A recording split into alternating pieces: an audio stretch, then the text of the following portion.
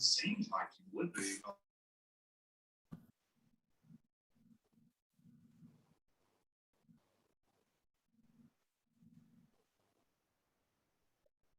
right, it is approximately 7 p.m. and I'd like to get started. I'd like to, on behalf of the South Fulton Coalition, we would like to welcome our City of South Fulton mayoral candidate, Councilman Khalid Kamal. Now, I just wanted to tell you a little bit about the South Fulton Coalition. Our mission, the mission of the South Fulton Coalition is to implement action programs for the continued improvement, accountability, and integrity of the City of South Fulton government and its elected officials. We focus on the areas to educate, disseminate information, and engage the City of South Fulton residents, to advocate on behalf of City of South Fulton residents, interact with our leadership, and to ensure community-driven input into decision-making, and to provide financial support to causes that promote our mission and benefit our community. Now, at this time, I would like to turn it over to Ron Booth for the opening prayer. Thank you, Richard. Heavenly Father, we thank you for this another opportunity to come before your presence. We thank you for the ability to come together virtually for this town hall meeting. And Lord, we pray that you'll bless us with a great dialogue and positive attitudes all around. Lord, please keep us free of any satanic or demonic attack. And please bless all in attendance today, especially our candidate. And we ask that you also bless the City of South Fulton. And it's in Jesus' name that we pray. Amen. Thank you. All right, now at this time, I would like to just remind everybody that you can ask after the candidate makes his opening remarks. He will have 10 minutes to make those opening.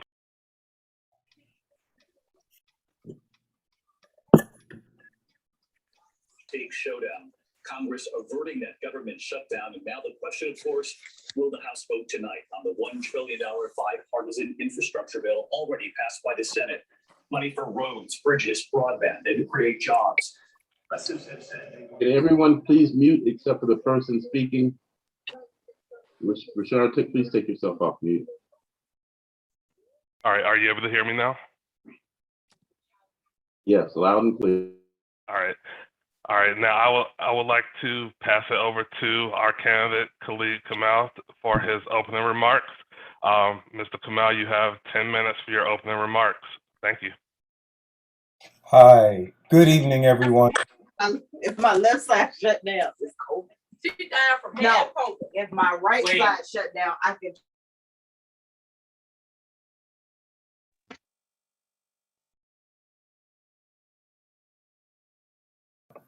Now I am unmuted. My name is Khalid. I am a candidate for mayor. I was born and raised here in the city of South Fulton. I am the only person that was born and raised running for mayor that was born and raised in the city of South Fulton. First, I just want to provide a few points of clarity. After seeing the candidate forums that South Fulton Coalition did for city council races, I think that there was some confusion that all of the candidates would be here tonight. But I believe, and please correct me if I'm wrong, Mr. Snellings, that South Fulton Coalition will be interviewing each mayoral candidate separately. That is correct. Okay. So again, my name is Khalid. I'm going to go through a few slides. I am a Generation X candidate. I know some people think that I'm a millennial. I will actually be turning 45 next week. So I am that in-between generation that, knows how to use technology, but also believes that we should be sending out paper newsletters. I grew up using the card catalog and the Dewey Decimal System, but I am still young enough to work Zoom and TikTok and IG and all of those things. So you can find information about my campaign if you have a smartphone and you click that, you take a picture of that QR code. All the information for my website, donations, as well as all of my social media will come up. And with that, if I can share my screen, I would like to talk a little bit about the city of South Fulton.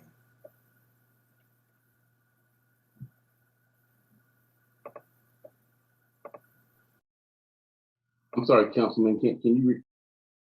If you make me a co-host, I can share my screen, and that way I can share a little bit of information about the city of South Fulton. Okay, got it. Perfect. Okay, so we are here. Everyone can see that. As always, you can text the word Fulton to 33777 to sign up for mobile alerts, as well as my newsletter. You can get alerts about not only the campaign, but all these events that are happening in the city of South Fulton. So I always think that it's good to start off with a map. I did this when I was knocking doors in 2017. Instead of talking about myself, I wanted to make sure that everyone knew about the city. I don't think all of us know enough about the city. So we are the same size as Atlanta. Atlanta is about 109, 108 square miles. City of South Fulton is about 90 square miles. As you can see from this map, we have some very jagged boundaries. That comes from, and I'm sure we'll get into it a little bit later, we had the option to become a city in 2006. When we voted no, places like Union City, College Park, and Atlanta began annexing our land. It's one of the things that prompted the cityhood movement to restart and form to push again for the city, which we finally got in 2017. But by that time, College Park, Atlanta, and especially Union City had annexed many of our most valuable parcels of land, our commercial properties. That is the big sort of gash you see between districts 3 and 4. That street running through the middle is South Fulton Parkway. So many of the warehouses and things that you see that you don't like are not actually in the city of South Fulton. But when we did not take advantage of becoming a city, a lot of those parcels were annexed. I and several other members of council believe that some of those parcels were annexed illegally, and we have been pushing behind the scenes to get our land back. Our current mayor and the mayor of Union City are friends. Our current mayor approved the zoning for all of the warehouses you see, even the ones that are not in the city of South Fulton. He approved and actually motioned for many of them as county commissioner. So it's been really hard to bring this issue to the public and get it on the agenda. Our mayor and mayor alone makes our agenda. You can find this map and more information about the city of South Fulton at khalidcares.com/101.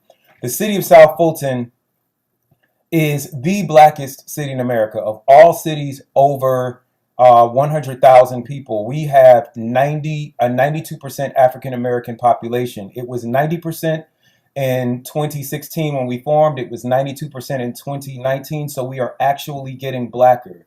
Meanwhile, Atlanta is getting less black. You can see from this highlighted portion, in 2019, Atlanta is right on the bubble, and new census data suggests that Atlanta is no longer a majority minority city. This is important because many of the problems that we face, from undervalued homes to underperforming schools to a lack of investment in economic development, are related to us being a majority black city. Richard Rothstein, in this really great book, The Color of Law, and there's another one that just came out about Augusta, talks about how a lot of the redlining, many of us know about redlining from banks, but the first redline maps were actually created by the Federal Housing Administration. The same FHA that underwrites home loans created the first redline maps, and this is a great mapping inequality. You can find this on my website as well.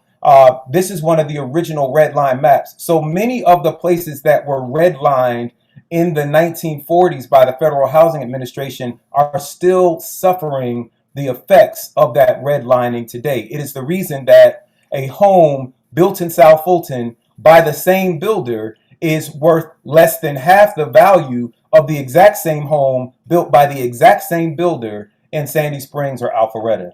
And it's also the reason that we know today that white families have 10 times the net worth of black families on average, because most of our worth is stored in our homes. There's some good information in our census data as well. As you can see here, We have a 67% owner occupancy rate. We have one of the highest rates of home ownership in the nation. As you can see, Atlanta's is only 43%. But if you look, I'm going to go back if I can. If you look at the bottom of this screen here, you can see that we have a much lower education rate than the city of Atlanta. So how is it that we have so much more home ownership, but we have a lower rate of people with bachelor's degrees? If you look up here under housing, that third statistic there, you can see that our houses are much more affordable. So because we have more affordable housing, we have lots of working class and middle class people that can afford to buy homes here in South Fulton, where they are being priced out of places like Atlanta. So it's important that we keep South Fulton affordable. I also think that this highlights the importance of investing in education. I want, as mayor, to invest in training our youth in programs that are not necessarily about college. Everyone's not going to go to college. I went to college and law school. I have $60,000 in debt, and I currently make $27,000 a year as a councilman. My friends that did not go to college at all, but instead went to trade school and are working as plumbers, are now making $80,000 a year, or $80,000 a year as an electrician without any debt. And it's one of the reasons they can afford to buy our homes here in South Fulton. So I'm going to stop here because my time is almost up. I have tons of more slides that I'll share as we're answering questions. But my goal as mayor is to refocus our agenda so that we are focusing on these issues like taking control of our land, building better, raising the standards for developers. And if we cannot find developers to build things the way that we want to build them, we have a $127 million budget. We can buy the land and start developing things ourselves. I want to invest more in local entrepreneurs as well as career paths for our youth. We can do that through our parks programs. We know that our Fulton County school system is failing many of our kids, but we can supplement the education that they're receiving in school and after school programs through our parks. And lastly, I want to improve our image. We need to rebrand, rename, and market our city. We did at one point vote for a new name. It wasn't popular for everyone. I'll let you in on a secret. Everyone is not going to love any name that we pick. However, the mayor vetoed the name. And so now every time the news reports on anything negative happening in South Fulton County, it gets attributed to the city of South Fulton. And so I want to build better, invest more, and improve our image. And with that, I am excited to take your questions. Thank you very much for that introduction. I just wanted to remind everybody that please use the reactions option in Zoom and raise your hand if you have questions. Once I see those hands raised, I will go ahead and acknowledge you. So I'd like to open the floor up to our first question from Shadrach Bowens Pitcham. You now have the floor.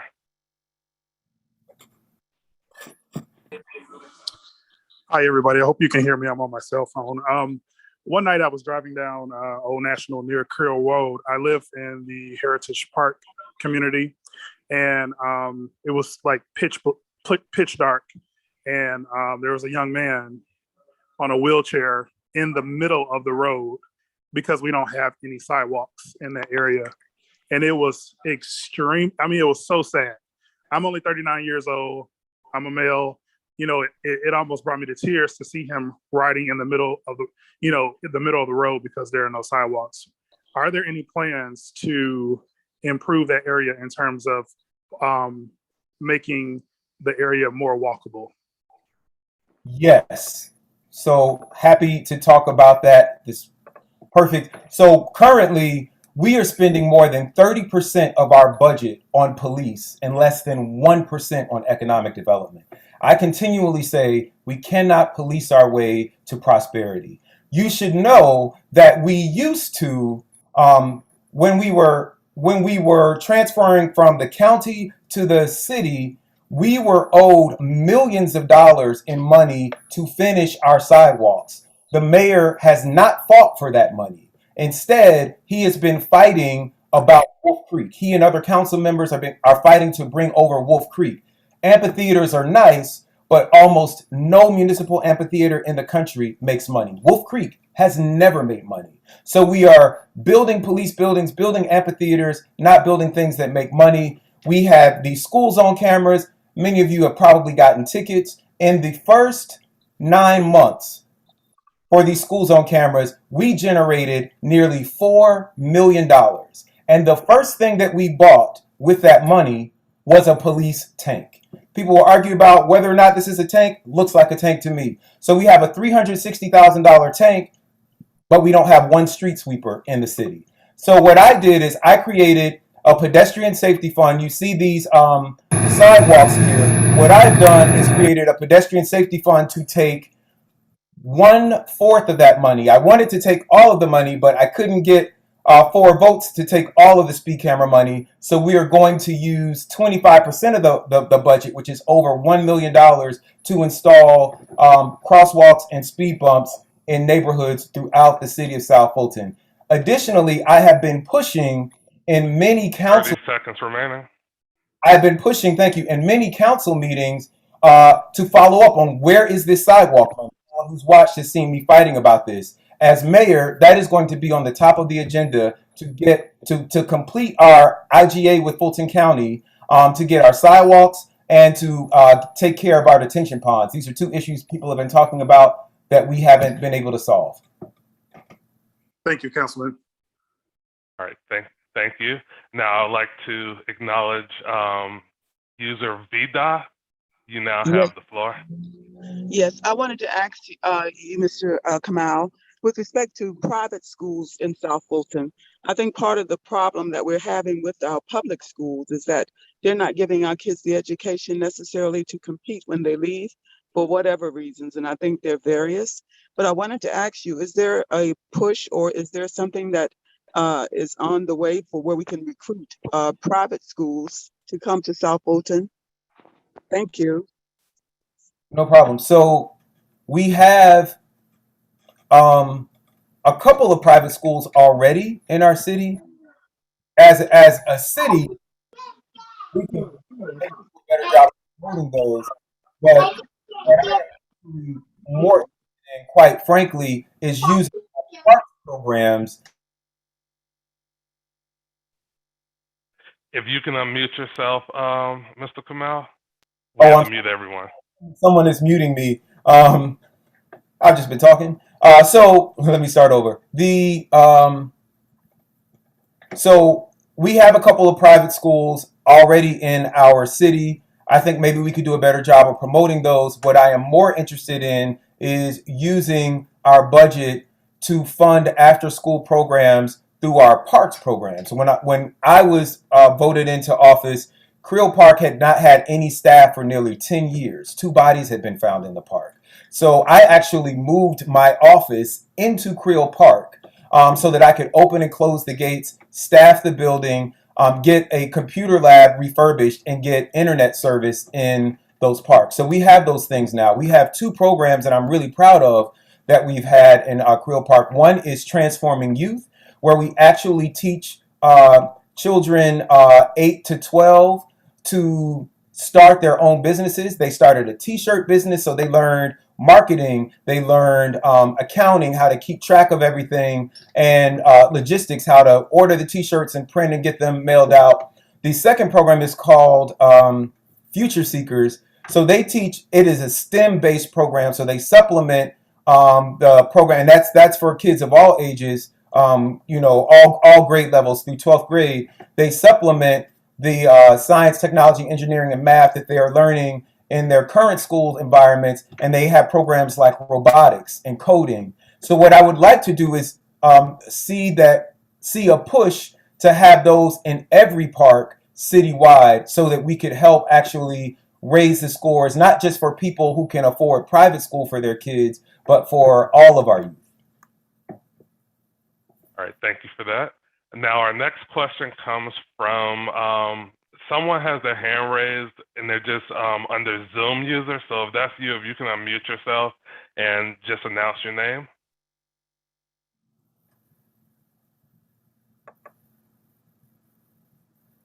that may be myself. That may be me. I meant, my name is Candia Perry. And my question is, Councilman Khalid, we met back on April 16th while I was volunteering at a Councilman Dr. Mark Baker event. And I introduced myself to you as a homeowner or resident at Camelot Club and asked, as mayor, what would your plans be for Camelot? We know Camelot right now is kind of a nuisance in the community. And we as homeowners are fighting to,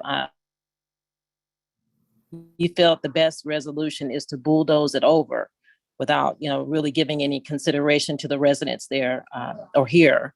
So what would be your plans to help the 70 plus displaced senior citizens at Camelot if it was allowed to be demolished? One of the things that I worked on, hold on one second. I'm going to go back here. I just love sharing this information. One of the things that I worked on as a council person was bringing a $50 million project to Old National Highway. I had moved to create a DDA for Old National. That is a downtown development authority. It's different than the citywide development authority. And the goal was not to make Old National the downtown of South Fulton, right? A city as large as South Fulton, as large as Atlanta, will have multiple downtowns. Atlanta has a downtown, it has a midtown, it has a Buckhead, it has a West Midtown, it has an East Atlanta, right? So there are multiple economic development centers, but downtown development legislation is a legislative tool created by the General Assembly to revitalize blighted commercial areas. I think everyone in South Fulton can agree there is no more blighted commercial area than the city of than Old National Highway, which isn't just my district, District 6, but actually encompasses 3 council districts. We have 3 council people representing Old National because it is the most densely populated area in the city with the highest density of both transit, people, and businesses. So I created this downtown development authority. We brought a $50 million deal to the table. This is it, the Renaissance at Old National. These were some mock-ups that we had of the designer. This is an actual building that they had built elsewhere in the country. And 30 seconds remaining. The first part of the building, the first phase of the building was 80 units of senior housing. So I think that would be the perfect place to house people who are displaced by any demolition that we do at Camelot. Unfortunately, it was undermined by the mayor and his allies on council, but as mayor, I will be bringing that back, and the developer is still ready to go forward with that project. Thank you very much.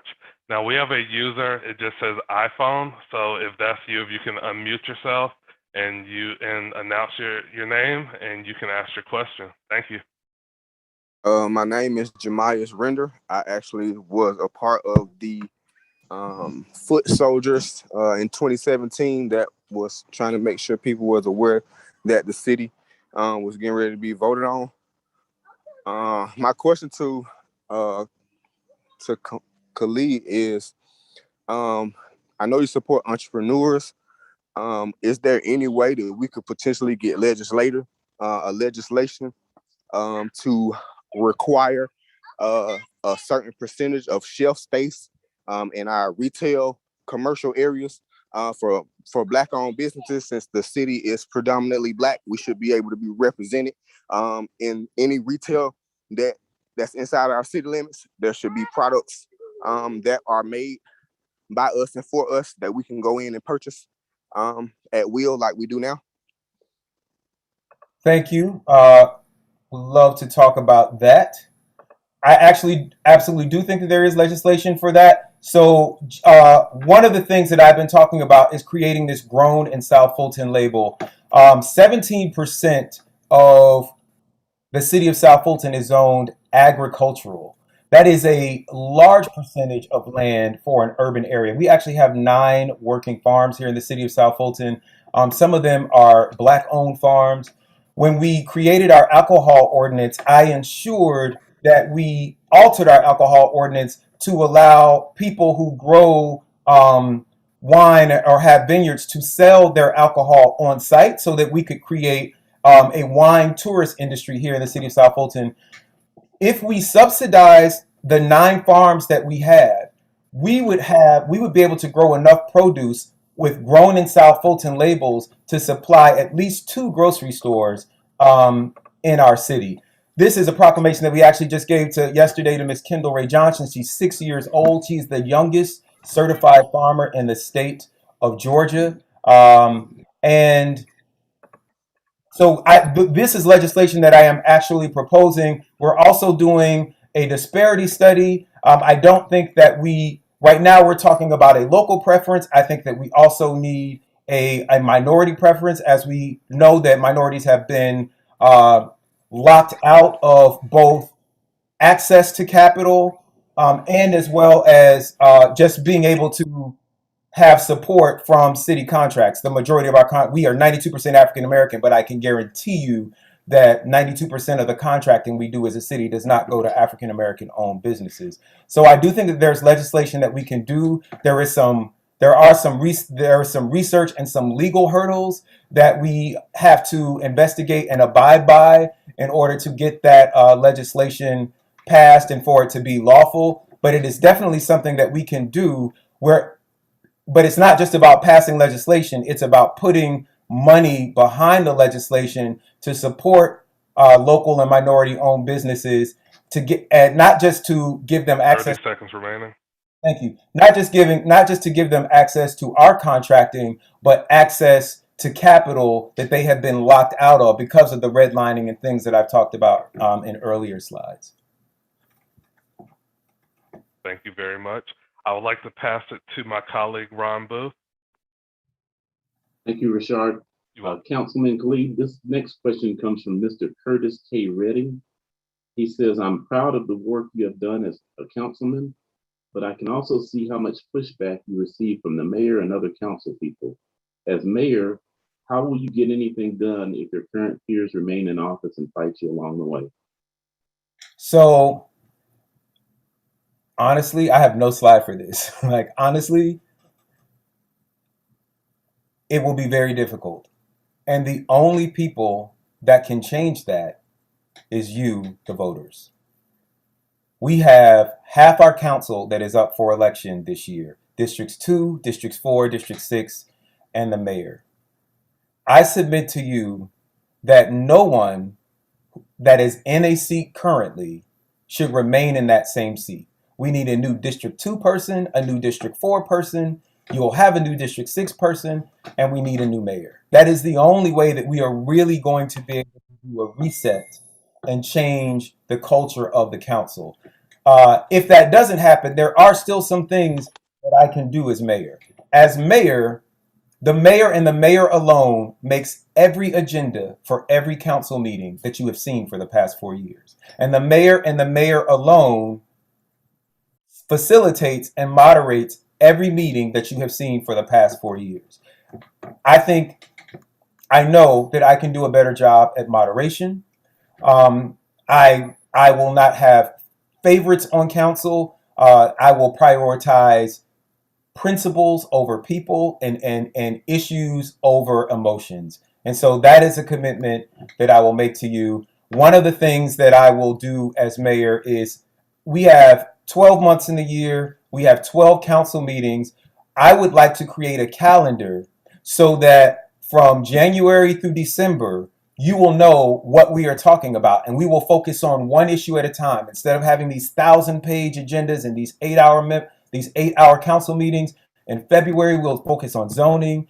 In March we'll focus on policing, and April we'll focus on economic development. Whatever that calendar is, I will make it with council. People will know months in advance, so you all can submit your ideas as well. And the level of interactivity that I think that I have. 30 seconds remaining. Thank you. The level of interactivity that I have shown in the way that I conduct my own meetings in town halls, I will also translate into our council meetings. So I will bring the public in. I will need you all to help hold us accountable. And that starts October 12th with early voting, when you help me bring in not only a new mayor, but a new council. Thank you very much. I would like to acknowledge Simone Rolock. You have the floor. Thank you. Please unmute Hi, yourself. Hi, Councilman Khalid. I have a question. I'm part of a nonprofit commissioned by Love that's in the city of South Fulton, and it's a collective group of us, and we pour into a lot of people in the city, even in the community that we stay in right now, which is South Hills, which is Bethsaida and Old National. We minister to people, we feed the homeless, we have counseling sessions, we do small classes of agricultural, information for the youth. Do you guys have any money set apart for smaller nonprofits in the city? Or is there a way to partner with you all to make the nonprofit grow so it could benefit more people and we could reach out to more people and the youth? Because we really focus on the children and informing them how to grow their own food, how to, even in the space that they have, it could be an apartment. We want to make sure that people are more educated, and especially younger people. And I just wanted to know if you guys have any intention on doing that. We don't have any money in our budget for that now. And now I'm going to have like a courageous conversation, right? As mayor, I'm always going to do this. I'm always going to tell you the truth. Our city is 3 times the size of Sandy Springs, right? We're 100 square miles. We have a $100 million budget. It sounds like a lot, but it's actually a third of the budget of Sandy Springs. So per resident, the city of Sandy Springs can spend more than 3 times as much on each resident. $100 million isn't a lot of money when you stretch it over 100 square miles. This is one of the reasons I am always asking on council, are the things that we are buying, do they create new revenue streams for the city? Going forward, we're really going to have to say, if it don't make dollars, it don't make sense. And we need to reevaluate, or we need to evaluate all programs. So even if we are evaluating a nonprofit program like yours, we would have to say, is this program just giving out aid, or is it moving people from aid to self-sufficiency so that they can be contributing members to the society? The programs that I've talked about in terms of our after-school programs, in terms of these Grown in South Fulton labels and these things like that, these are creating entrepreneurs and creating new businesses that can expand our tax base. Our Downtown Development Authority is it's one of the reasons I've been opposed to all of these government buildings, these police stations and justice centers and all of these things, especially on Old National, because this is super valuable commercial property, and government buildings pay no taxes and generate no revenue. So we need to, other than, taxing people more, right? So we need to diversify our tax rolls. Right now, 85% of our land is zoned residential. And so the majority of the taxes that we have are coming from you all, the residents. We need to focus on creating programs that generate new revenue streams so 30 that, seconds remaining. thank you, so that later on we will have more money for programs like yours. Thank you for that question. I would like to pass it over to Ron. Ron, you have the floor. Thank you. Thank you. This next question comes from Yoshina Colbert Bradford. Councilman, if there is one candidate presently running with you now that you could choose to work with you if you take the mayor's seat, who would that be and why? Honestly, I would like to work with all of the candidates that are running. I will tell you, I didn't want to be mayor. I didn't want to run for mayor. I was happy being a council person, and there were a lot of people in my district that wanted me to stay that way. If I could have had a better relationship with our mayor, I saw him as being a steady hand. He had all of this experience and this knowledge. I had all of these new ideas. It would have been so great if we could have worked together. If I am mayor and the mayor is out of office, I will still hope to be able to call on him for his advice.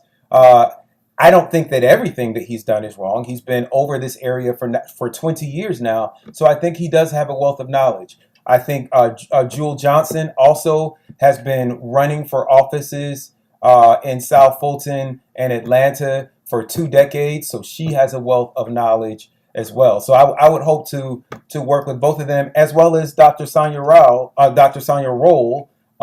have a Dr. Rowell on council and Dr. Roll that is running for mayor. She works with the South Fulton Human Services Coalition. So a lot of the programs that, like Ms. Robinson was talking about, that they have in South Hills, she is aware of those programs and works with those programs. So I actually really hope to be able to work with all of the candidates. All of them are much older than me. They have a lot of experience that I don't have, or they have a lot of knowledge that I don't have. So I hope that you don't have to be elected to serve. And so I hope that they would all continue to serve the city of South Fulton. Thank you very much. I would like to acknowledge user C. Joyce. Please unmute yourself. You have the floor. Thank you. Okay. Hi, I'd like clarity, please, on the question about the demolition of Camelot and your proposal to bring back the developer who will build a $50 million building. And you said that the residents of Camelot could be relocated there. Are you planning to demolish Camelot and have the $50 million investment built there? No, that was not the site for that development. However, I do have to say, myself and Councilman Reeves have made several visits out to Camelot. One of the issues with Camelot is that it was originally a condominium, and so it has multiple owners. You have to deal with each of the owners individually, but I can tell you that in many of the units, right, there is flooding, there is mold, right? They are unsanitary conditions. I have pictures and video of black mold coming up the walls in units that are flooded. And so some of the buildings are beyond repair and really do need to be demolished. People are living in inhumane conditions. I do think that it is important that we try to find homes for as many of those people as possible, but we cannot allow people to live in inhumane conditions. Thank you. Thank you for that question. I would like to pass it to Ron Booth. Thank you. Okay, Councilman, this next question was sent in to the coalition. And that question is, why do you feel you are a better fit for South Fulton than the current mayor? And what would you do differently from the current mayor?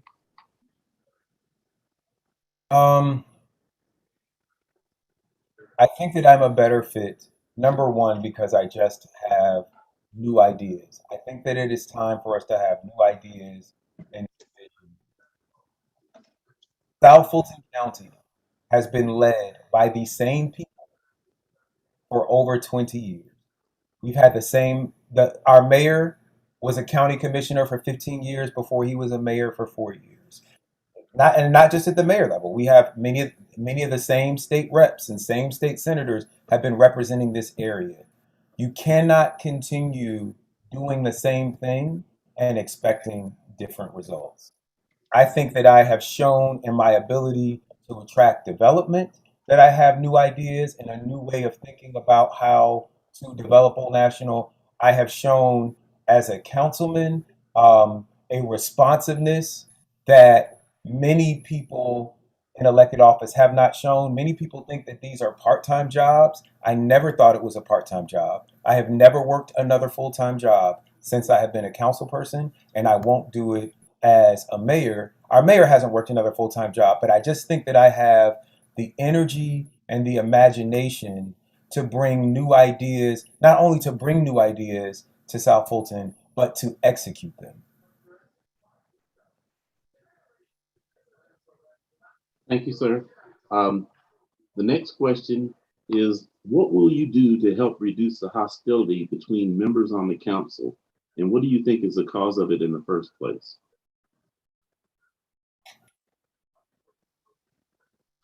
I'm never going to lie to you.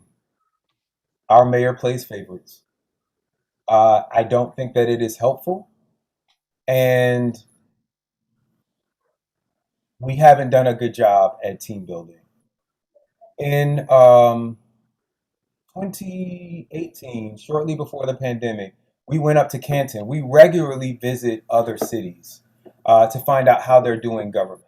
And one of the mayor of Canton told us they have a 5-member council, told us that once a month, the mayor invited all of council to his house for dinner. And they would sit and talk, not about politics, but just get to know each other as council people. Our mayor made a commitment to do that. I have never been to the mayor's house for dinner. And the majority of other council people haven't either. Again, the first thing that can be done is what you all can do. And that is to help us reset this council by electing as many new council people as possible. And I will submit to you, I will be honest. Even if you say, Khalid, you've been part of the problem. We don't want to elect you either. Then elect one of the 2 candidates who have not been mayor. But please do not send anyone back to the same seat. The next thing that I would do is be transparent. I think that we've had a lack of transparency in this playing of favorites. There have been development deals discussed for my council district where developers have sat down with the mayor and I wasn't included. Other council members from other council districts were included in meetings about development in my district. So that sort of playing of favorites, that sort of lack of transparency, I think has led to a lot of the infighting that we've had on council. Anyone who gets my newsletters can see that I spend a lot of time being as transparent as possible in everything that is happening. And so I think that continued transparency, that continued commitment to transparency, that continued commitment to honesty and collaboration. There have been many times where we've had events in the city of South Fulton where I didn't hold the event in District 6, I held it in District 3 or in District 7 to invite the entire city and all of the council people to attend. And so that is the kind of ethos that I will continue as mayor. Thank you, sir. And there's a quick follow-up question from Yoshina, and then I'll turn it back to you, Richard. The question is, how much money do the warehouses generate? So the warehouses are not in our city. They generate no money for us. They do generate millions in revenue. I don't know the exact figures because I'm not a council person in those cities, but I can tell you that it is clear that Union City made a decision, or at least the mayor of Union City made a decision that their economic development strategy was going to be the warehouse hub. It makes sense. We're near the airport. There's need for warehouses and logistics, although I hear that a lot of the warehouses are sitting empty. But the money that they've gotten from warehouses, they've used for signage and streetlights and sidewalks and parks. They are very clever about putting the warehouses at the edge of their city, in our city, and keeping them away from their downtown or their residential areas. And they've gotten a lot of money to improve the quality of life for their residents from those warehouses. So I don't have an exact figure, but they are very profitable for Union City. Thank you, sir. And I'm sorry, and if you visit a Union City park, you can see where the money is going. Thank you for that question. I would like to pass it over to the user for Herbert's iPhone. If you could just announce your name and unmute yourself and ask your question, you have the floor. Thank you. Hi, can you hear me? Yes. Okay. I live in the Woodside Hills subdivision, and we have a couple of problems. First, we have a couple of houses that are being purchased by companies that are now renting out the homes. And for the most part, the people that they're renting out to are very, they're very nice. But we are starting to have problems with them renting out to several people that are living in the homes that are riding through our communities, actually 50, 60 miles an hour racing up and down Wallace Road. And we've had this problem now for about a year. We've been calling the police. We now have a ring and we're working on getting it situated, but we're still having that problem. Our other problem is a mixed use community that they want to build in the back of our subdivision. We can't go to Camp Creek because it's so busy. You could hardly get in the Publix. We have a new Publix. And now they want to put a mixed use community down here right behind our subdivision. I'd like to know what you would do about the renting out of the homes that is causing some of the problems we're having. We have 2 handicapped kids that live in our subdivision.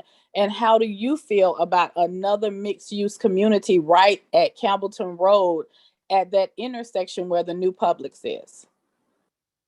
So first, let me say I am familiar with Wallace Road. As I said, I was born and raised in the city of South Fulton, and when my parents brought me home from Piedmont Hospital, our first home was on Skyview Drive off of Wallace Road. So I have fond memories of that area. We have to, if anyone watched the council meeting last night, this issue came up. There is a new cigar bar taking over Cigarros in off of Butner Road. And just before that, we had talked about our development authorities, and then just after that, we had talked about our comprehensive plan. All of these things affect one another, and we've got to start thinking interdisciplinarily about the decisions that we're making. We cannot just make a decision that favors a subdivision because those are the people that are in our faces right now. The Census Bureau estimates that in the next 3 to 5 years, over 1 million people will be moving to the Atlanta metro area. We've got to figure out where we are going to put them, and we need to figure out which areas we are going to build up for density and which areas we are going to keep less dense. I cannot tell you specifically what my idea or my thought is for your one subdivision or that one intersection until we look at a map comprehensively and think comprehensively about where we're going to put people. Okay, Google. One of the problems that we've had as a council is that everyone just fights for what's best for their district, and we've got to really think about. Okay, Google, cancel. I'm sorry, is that my time or is that someone else talking? No, you have 30 seconds remaining. So that's really my answer about what's best for that subdivision. But I do think that the pedestrian safety fund that we created could be used to put speed bumps and speed tables down Wallace Road, which is a street that we control. And I do want to give a shout out to Councilwoman Helen Willis. She and I have both been talking about this issue with HOAs and transparency, and there are some ordinances we have coming up trying to curb the renting out of what are supposed to be single-family residences. Thank you for that, Cliff. Thank you for that response. Now, we have 10 minutes left, and we have quite a few questions. Do you have a hard stop at 8 o'clock, or can you continue on? I can continue. All right, thank you for that. Now, I would like to acknowledge the person as Zoom user. Please unmute your microphone. and announce yourself, and you may ask your question. Thank you. All right, Councilman Khalid, again, this is Kandia Perry. And as you know, I believe, in fact, I know another homeowner here asked the question. We're part of a not a small committee, but a committee called the Camelot Concerned Residents. And we are fighting for for our community. If you are elected as mayor, we do have another elected official that is working on getting seeing what grant monies are available to our community. If they're able to get that done to save our property, would you stand behind that elected official and allow those grant monies to be put into our community to save? Because again, it's not just the 70 seniors. We have over 300 families here as well. This is the difference between me and any other elected official. I'm not going to tell you what you want to hear. I'm not going to say what sounds good. I'm never going to lie to you. Some of those buildings at Camelot need to be demolished. Period. If there are some that we can save and we can get the funds to save them, I will absolutely do everything I can to save those buildings. But I have been in those units. And some of them are beyond repair. We need to demolish them and rebuild them. There comes a point in the life of every building where the cost to repair it is more than the cost to keep it. And that's going to be a tough problem, but I do not believe that we're going to be able to save every building in Camelot. If any building that can be saved, I will do everything that I can as mayor to see that it's saved if there are monies to save it. But I don't believe that we're going to be able to save every building, and anyone who tells you anything different is probably lying to you. Well, that's what the grant money would be used for. So I appreciate the fact that you said, yeah, you would stand behind rebuilding the buildings that would need to be demolished and rebuilt. Okay, thank you. Thank you for that question. I would like to acknowledge Vida. You please unmute yourself and you have the floor. Thank you. I believe that there was overlay for the owner. I believe that was. You're on mute. She's very low. I hear you're asking about overlays.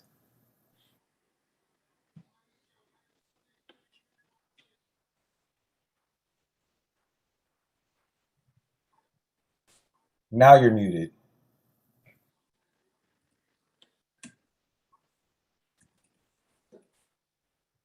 You can post your question in the chat. We cannot hear you. How about now? Can you now? Yes, thank you. Okay, I had on. Okay. I wanted to ask with respect to I think it was called the overlay district for the Old National Highway area. And I think it had to do with what kind of businesses we were trying to attract to that area. Because I see a lot of blighted businesses on Old National Highway, as well as property managers who don't keep their property clean, who don't clean up the parking lots and make sure that the place is clean and safe. I was wondering if that overlay is still in place, or if not, if there's a plan to put something like that in place with respect to businesses on Old National Highway. Yes. So I'm going to do a little political education here again. You can find this at khalidcares.com/economy. This is Old National's overlay district. We hadn't updated it until we updated it this year. We made very minor changes to the district. This I want to show you is the overlay district for Perimeter Center, Dunwoody, which is another area that is around the perimeter. In their overlay district, not only do they make plans for the streets, but they are very detailed in how Perimeter Center should look in terms of frontage, where trees will be, in terms of making sure that buildings are built towards the street. You can see this frontage option here, that buildings are built toward the street so that they are walkable. These are all changes that I asked for in the overlays for Old National Highway. Those overlays are part of our comprehensive plan. Those changes were not included. As mayor, one of the first things that I will do is call for a revision and update of our comprehensive plan, which we can do at any time after we approve it. It looks like it's headed towards approval in the next few days, actually. But I want to revisit those overlays. Now, the overlays and the maintaining the cleaning of the area, those are actually two separate issues. In addition to bringing over, so I'm going to say another controversial thing. In addition to bringing over the same head of government from Fulton County, we brought over our county commissioner to be our mayor. We brought over basically all of the employees from Fulton County. So all of the people that did not give us the results that we wanted, we brought them all over to the city of South Fulton. I think that we need to relook at that. Just today, Miss Jill Lindsay is on. She's one of our super citizens. She sent an email a month ago asking about trash cans in front of 30 seconds remaining. Trash cans in front of Kroger. Turned out nobody could figure out who the trash cans were. Marta was like, it's not our trash cans. They moved their bus stop so they wouldn't have to take responsibility for them. Kroger were like, they're not our trash cans. The city were like, they're not our trash cans. So the city official was like, well, we'll just remove the trash cans. That doesn't solve the issue. Where will people put their trash? They'll put it on the streets. So we need to have people in office, not just a mayor and council, but we need to have staff people that are proactive and solution focused. I think that currently we have too many people in our city that can tell you everything that we can't do and why we can't do it, and not enough people that are focused on what we can do and finding ways to do what it is that our citizens ask. And so that is one of the things that is going to be at the top of my agenda, not just for Trash On National, but for a lot of our city services and departments. Thank you. I would like to acknowledge Yoshina Colbert Bradford. You have the floor. Thank you. Hey, thank you. Good evening. How are you? How are you?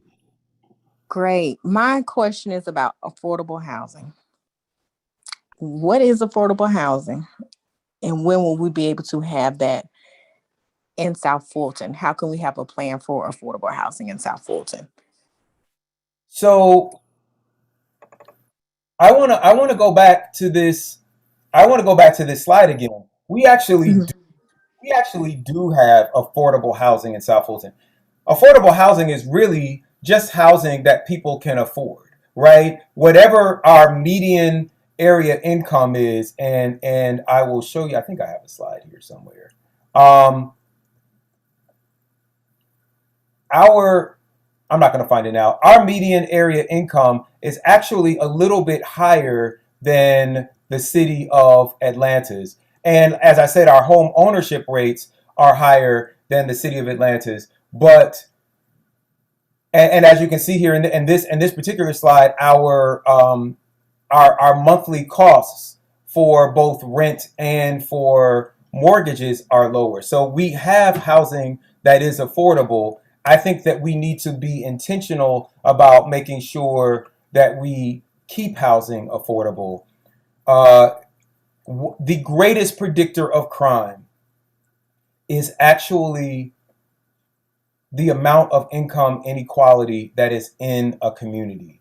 And so we need to be looking at mixed income communities. Too often we have communities where houses are $600,000 and up, and they and their schools are segregated. And so we're creating ghettos and pockets of poverty where all of the houses that are less than that, or houses that are under $100,000, are in one area. One of the things that I want to see us do is create more mixed income communities. But I do believe that our housing is affordable.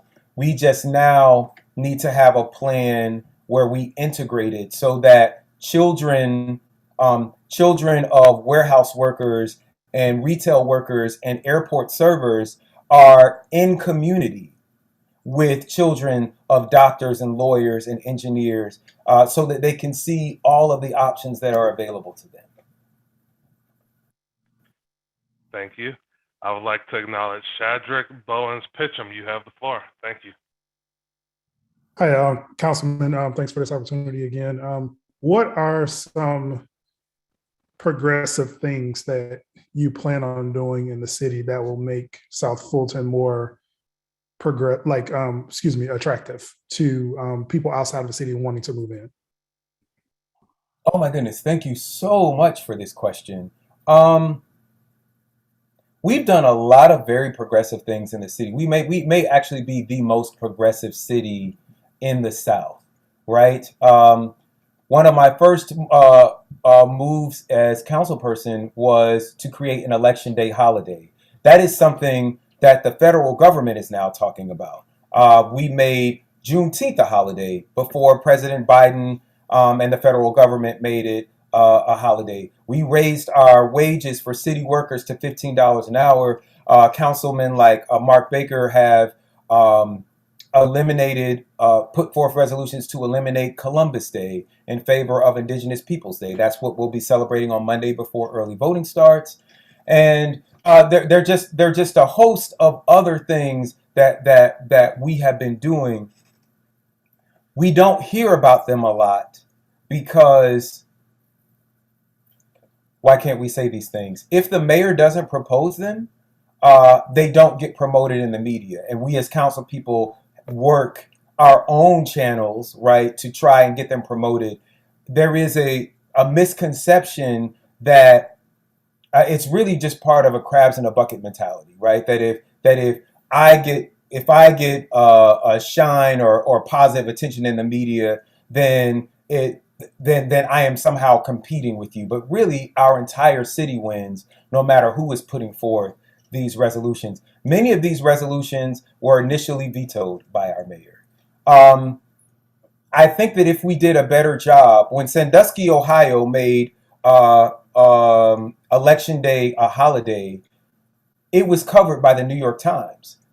They did it 2 years after I originally wrote the bill that was vetoed, and then a year after we actually got it passed by council. So a lot of these things, they sound maybe superficial, but these are the kinds of things that get attention for our city and put our city on the map. One of the reasons that I talk about our city being the blackest city in America is because for the past 20 years, we've been trying to issue tax breaks and trying to entice people with all of these traditional ways of bringing businesses to our communities. Our top 3 employers in the city, after all of these good things are happening in South Fulton and all of these marketing and promotion campaigns that we've had under the county and under the city, our top 3 employers are, in this order, I believe, Walmart, a Bank of America call center off of Flat Shoals Road, and World Changers Church. Those are our 3 largest employers. So when I talk about us being the blackest city in America, I want us to reach out not only to minority-owned businesses and to become 30 seconds remaining. in the same way that Silicon Valley has become an incubator for tech startups. We can do that with black tech companies. But I also want to say to all of these companies like Nike and all of these other companies that market to minorities, and particularly to African American community, you have a 92% African American community, one exit from the world's busiest airport. If you are marketing to black communities your products, there is no better place to test them out and then get the successful products to market than a 92% African American city, one exit from the world's busiest airport. And so that is my strategy to get people excited and get people coming to the city of South Fulton. Thank you. I would like to acknowledge Melissa Patterson. You have the floor. Please unmute yourself. Good evening. Thank you. I have a 2-part question. I want to revisit the builders building in subdivision, single home subdivisions. Would you push for zoning to prevent that from happening moving forward? And then the other part, you mentioned sweepers in the, you would rather purchase a sweeper instead of the vehicle that they purchased for the police. how would you, with the sweeper, combat the issue that we have in South Fulton of trash? I think the perception when you come into our area off of exit 66 through Union City, you're stopping at the light with trash, and it goes all up and down Flat Shoals, and it's all up and down Old National. It's depressing, to be quite honest. And so those two things, the trash, how would you combat that? And how would you input the sweeper to, fix the problem? And then second, the zoning, would you push to zone to stop these I am in a new development, and just within the last 2 years, we've had 32 homes built for rental, and we've had more issues in our area since that has happened. So those are the two biggest things for me, and I'm wondering how you would address those things. Okay, so I'll start with the latter first, and let you know that actually last 2 nights ago in our council meeting, we just passed an ordinance to ban those sorts of rental subdivisions. So we can't retroactively apply any law. That's Article 1 of the state constitution of Georgia. But going forward, we have passed an ordinance that actually bans rental subdivisions. So you will be happy to know that. The second issue about the street sweepers. How many of you know that the city of South Fulton doesn't actually have a public works department?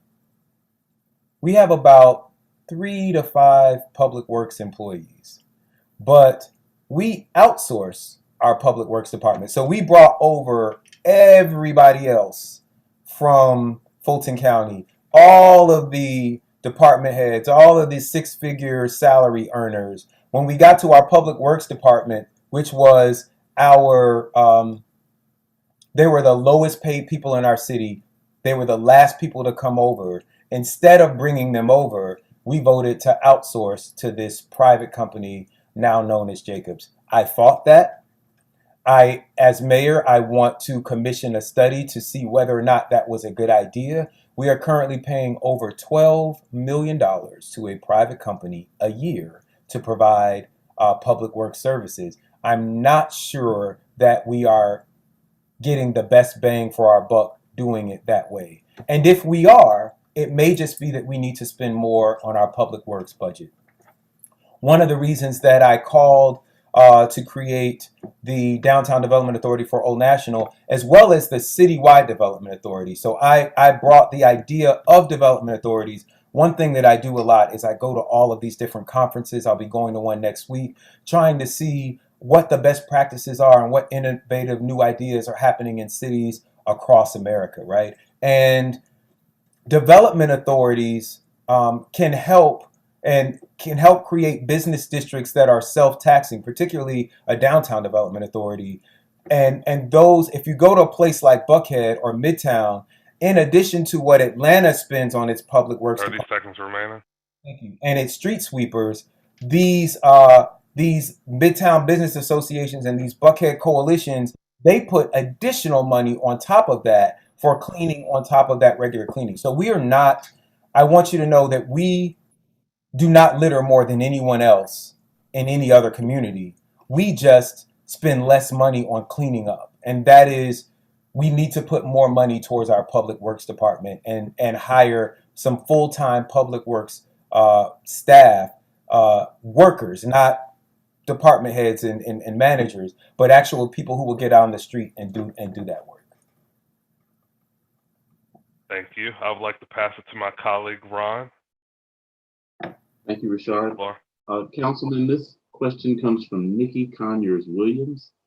She asks, can you please speak a bit more about your vision and plan for creating our city's identity/brand, and how long you think it will take to see that vision realized?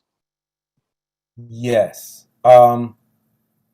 There's so many things. So, it's like, I want to do this immediately. I want to do this immediately. But one of the things that I really want to do is go back to rethinking about our city's name and picking a name and picking a brand that is in alignment with the heritage of this 92% African American city. I'm going to show you.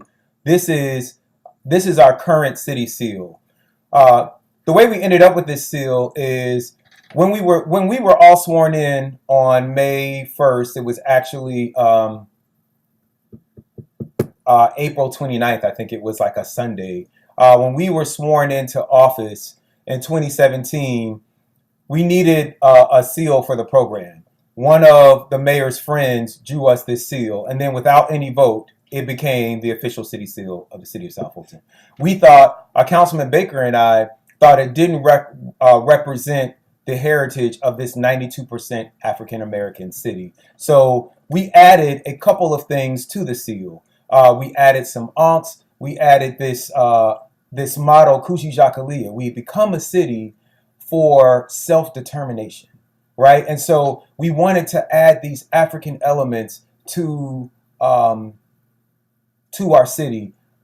A lot of us were inspired by the movie Black Panther and realized that we had a real-life Wakanda here in the city of South Fulton. Now, some people will say, oh, you talk about this so much, it's going to offend people, it's going to scare away people. So I have a couple of responses to that. This is the official city seal of Duluth. This is actually the new city seal. This isn't what Duluth city seal looked like until I think like 2009. In the city seal are tufts of cotton. Now, they have a history of being like a trading depot, but for some people, this is offensive. No one on that city council, which is all white at the time, there was no conversation about that, right? They did it. It was part of their history. It's what they did. I believe that we can do the same thing. And then I want to talk about next month will be Gay Pride Month here in Atlanta. There is a pride parade. If none of you have ever been, I encourage you to go. It's a lot of fun. But the city of Atlanta shuts down Peachtree Street, their main artery, for the entire day so that the LGBT community, which is only a fraction of the city of Atlanta, can celebrate being a part of that community. They have sections. There are like 20 sections, A, B, C, D. It goes, down the alphabet. Every Fortune 500 company in America that is in the city of Atlanta pays tens of thousands of dollars to be in that A and B section at the front of the parade. Delta, Coca-Cola, Home Depot, right? So there's no reason where they go marching is to Peachtree Street. At the corner of 10th and Piedmont, and this isn't just for Pride, you can go there now and see this, there is a rainbow-colored crosswalk.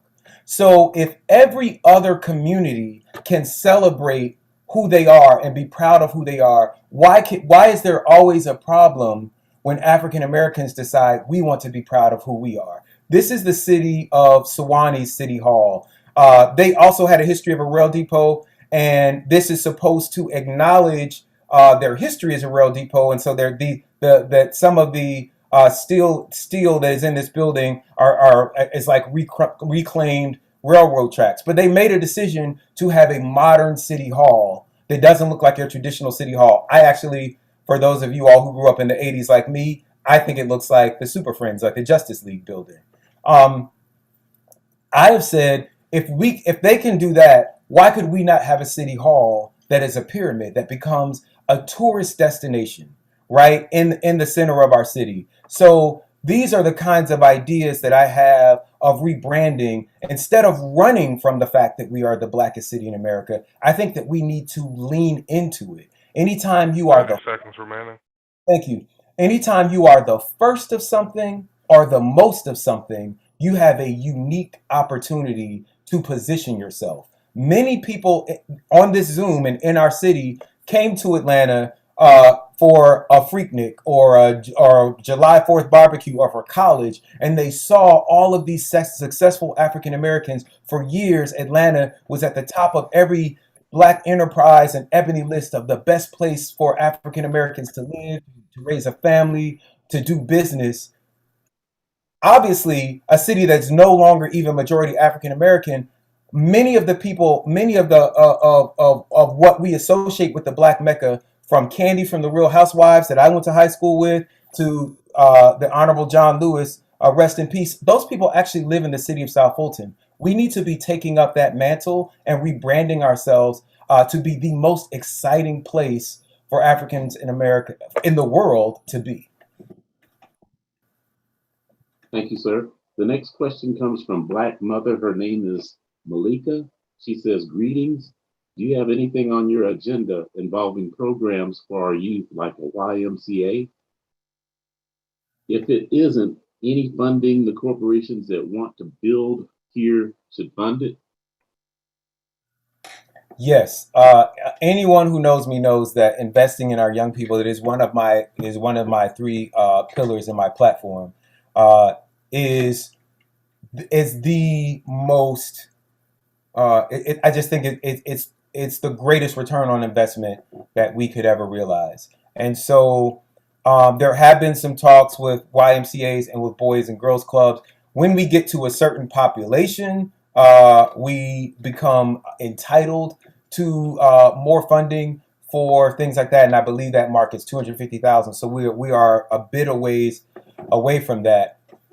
But in terms of working with corporate partners, one of the important reasons to invest in businesses and entrepreneurs and growing local businesses versus giving tax breaks, trying to attract people, right? And I want you to consider this. Those of you who are familiar with Old National and are familiar with Camp Creek know that nearly every store that is on Camp Creek used to be on Old National. The Target, the Red Lobster, the Longhorns, right? All of those things used to be on Old National. They moved to Camp Creek for tax breaks. They got 20 years of basically low to no taxes, and those are up. And so you'll probably see them start moving again. One of the reasons that it's important to invest in local businesses and grow our entrepreneurs is because studies have shown over and over again that local businesses are better corporate citizens. They don't tend to move, right? Even though Amazon has built a Q2 headquarters, they have kept their headquarters in Seattle.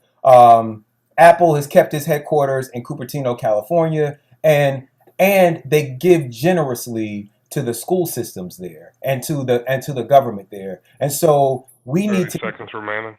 Thank you. We need to be thinking about how to create our Apple, our Google, and, our next big thing, because those are going to be the corporations that are going to be the best partners in building for our youth. And then even beyond that, once we have increased our revenue streams, is so important. I just got to keep saying again, if it don't make dollars, it don't make sense.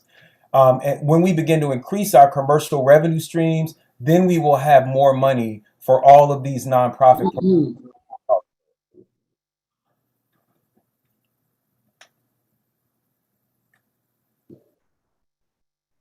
Thank you, sir. The next question comes from Alicia Rivera. Is there a plan for social services and nonprofits to collectively work with the city, a coalition of sorts, to help residents in need to progress? So again, we do have this South Fulton Human Services Coalition, and I think that we could do a better job coordinating with them, and perhaps even put that on the agenda.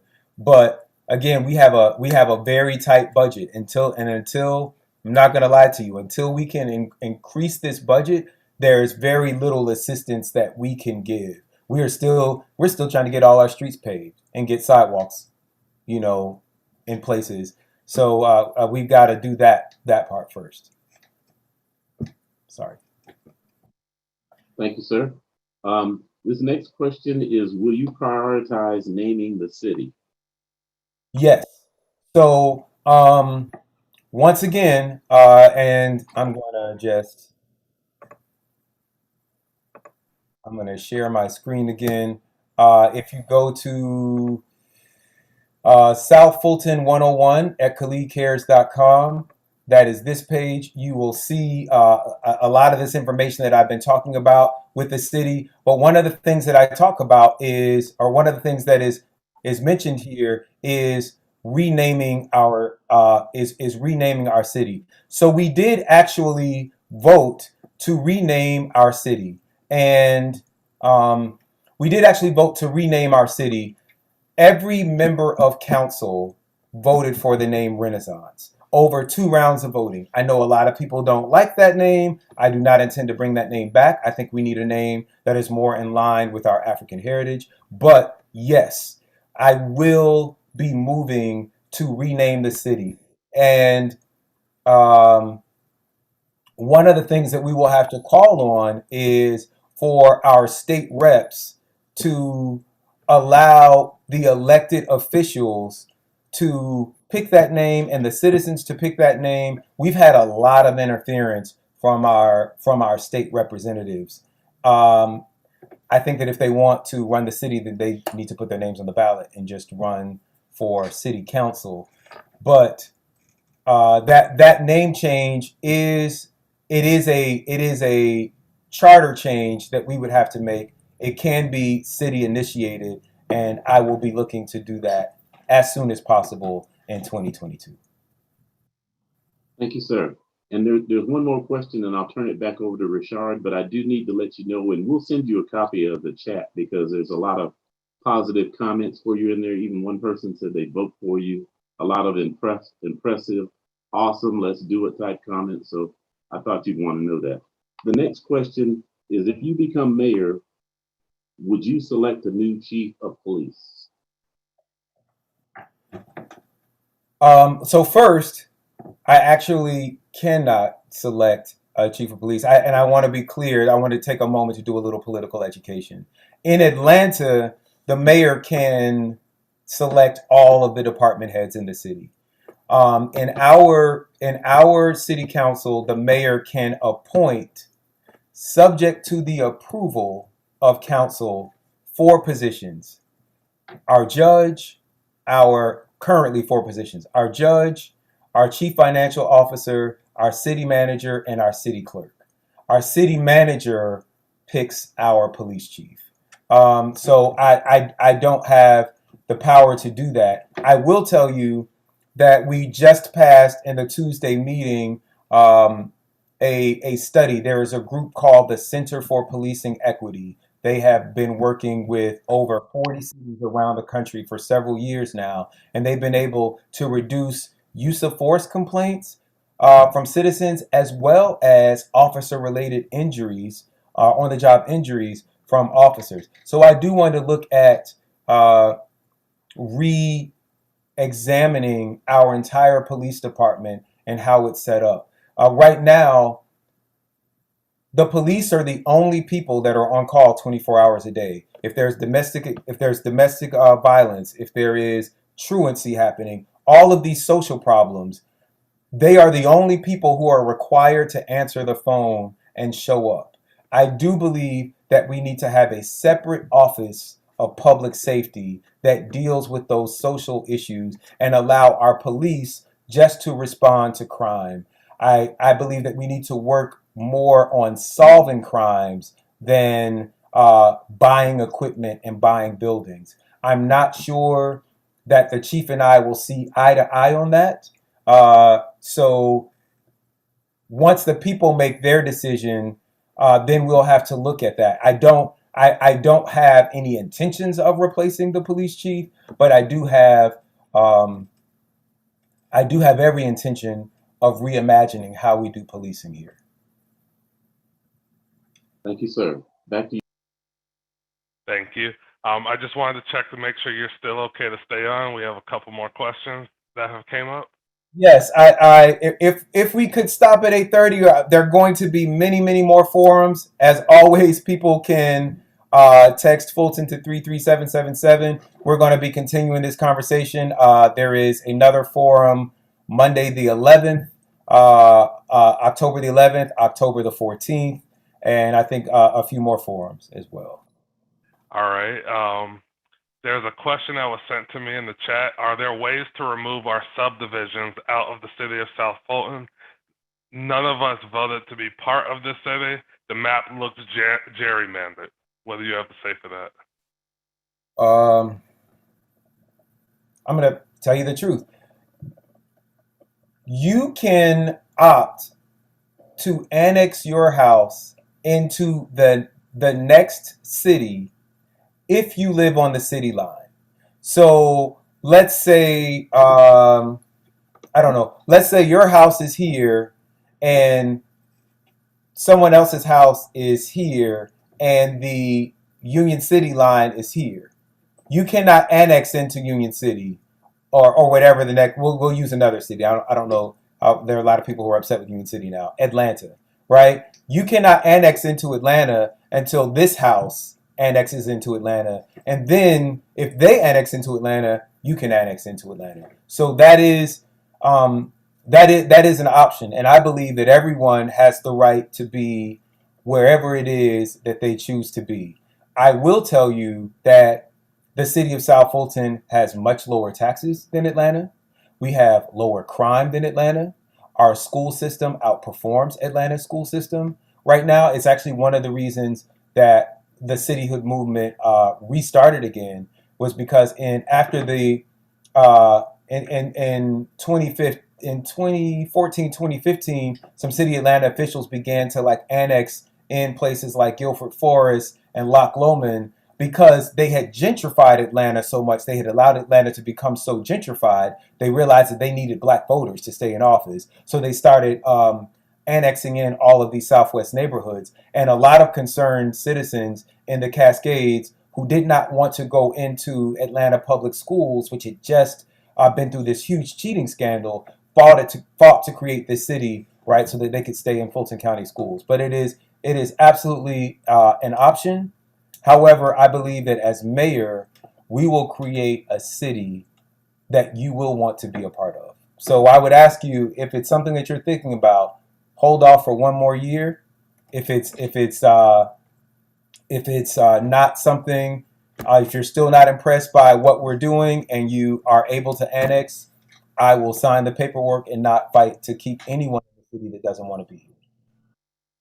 All right. Thank you for that.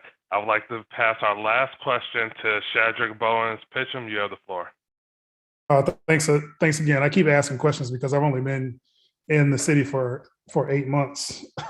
I'm originally from Detroit, and in Detroit, there's a lot of city services that are offered. And I know that Detroit was originally built for like 2 million people, but so far I've spent $400 on like bulk trash, like, just getting rid of things like junk in my house, boxes when we moved in, things like that. $240 a year on like trash pickup. And then we have to pay extra for recycling.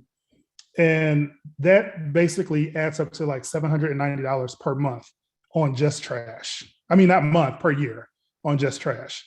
I think it would make more sense to roll some of that money into the city in taxes. And I'm not saying that taxes should be raised, but people get scared of that. But if the city could somehow take over the trash pickup and pick up things a lot more regularly, like I can't figure out where to put grass clippings. I can't figure out where to put leaves.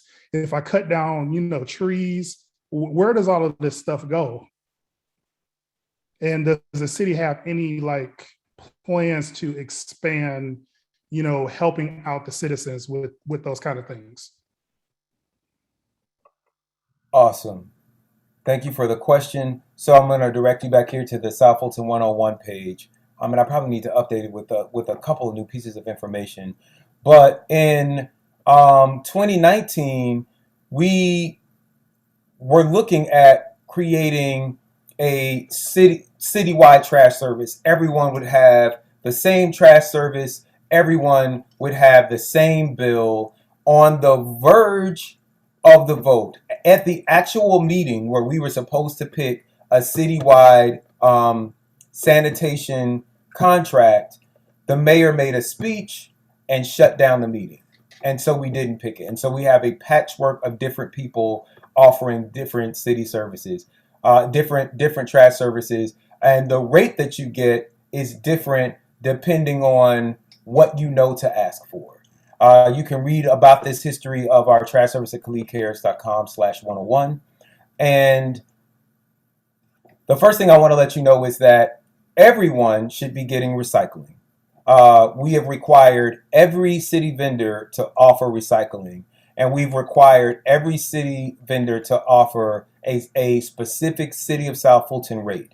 So you should make sure, you should call your private vendor and ask them, tell them I am a City of South Fulton resident. I want the City of South Fulton rate, which currently includes recycling.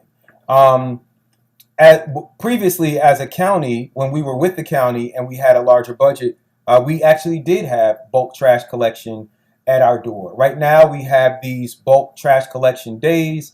You have to bring your bulk trash either to Creel Park or to Merck Miles. If you are a senior, you can schedule to have your trash picked up on those bulk trash collection days. You can text the word Fulton to 33777 to receive a mobile alert on when those bulk trash days are coming, and it will also be covered in my newsletter. But yes, as mayor, I would like for us to re-look at having a citywide trash collection that includes both recycling and bulk trash. Thank you for that response.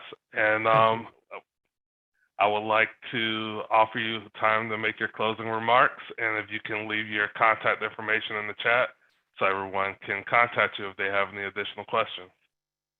Okay, so again, I will, if you are watching this on your computer and you have your smartphone, you can just scan this QR code here in the top right of my screen. It will bring up my website and all of my social media information.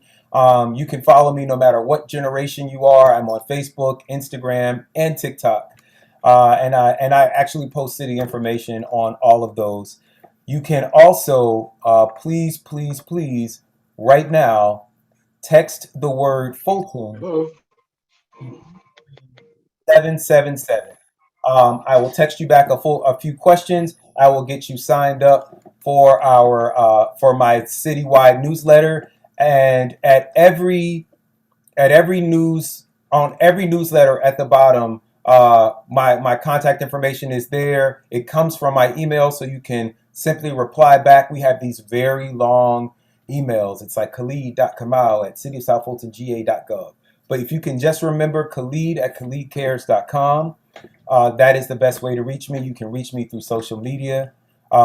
And again, when you sign up for the newsletter, you can just reply back to that newsletter with any questions or comments or concerns that you have. Again, my name is Khalid, and I want us to build better, invest more, particularly in our minority businesses and our young people, and to improve our image, to improve not only the council's relations with one another, but to improve our communication with you as residents, and to rebrand ourselves as the most exciting, most progressive city in the South, and most affordable, a place that everyone wants to be. Again, I thank you all for your time. If you have enjoyed this, please tell a friend. I will have this video in the next newsletter. I'm sure that the South Fulton Coalition will have this video. Please share it widely. Let everyone know. Election Day is November 2nd, but early voting starts October 12th. If you have requested a vote by mail ballot and have not received it, you should know that they are not being mailed out until early voting begins October 12th. So nothing funny is happening. The week of October 12th, you'll start receiving those ballots in the mail. You can find out where to vote early and where to drop off those ballots at khalidcares.com/vote, or just simply by joining for these mobile alerts and following in these newsletters. Thank you all so much for taking this time. South Fulton forever. Thank you so much. This concludes our meeting for tonight. We will have 3 town halls next week. On October 5th, we will be featuring the District 6 candidates for City Council. On October the 6th, we will be having candidate Jewel Johnson, and on October 7th, we will be having the current mayor, Bill Edwards. Thank you for your time, and please visit the SouthFultonCoalition.com website and you can get the links to all of these meetings. Thank you so much for joining. Have a good night.